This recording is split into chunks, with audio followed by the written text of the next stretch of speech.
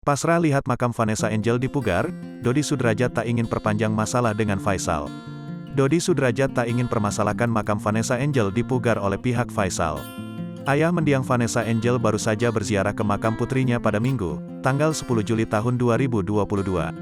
Dodi tampak pasrah saat melihat makam Vanessa Angel telah dipugar oleh keluarga besannya, Haji Faisal. Iya, ini baru pertama kali setelah dipugar. Ya udah, sudah dipugar mau diapain? Ujar Dodi Sudrajat dikutip dalam kanal YouTube Seleb Oncam News, Minggu, tanggal 10 Juli tahun 2022. Selain itu, Dodi Sudrajat mengungkapkan perasaannya saat melihat makam Vanessa Angel dan Bibi Adriansyah. Sebenarnya biasa aja, nggak ada senang nggak ada apapun, antara senang dan tidak senang, ujar Dodi Sudrajat. Lanjut, Dodi menyinggung soal sikap Haji Faisal setelah mempercantik makam Vanessa dan Bibi.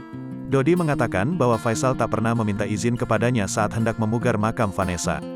Tanpa izin, kulo nuwun, permisi, dengan saya atau Mayang sebagai adik, ujar Dodi Sudrajat.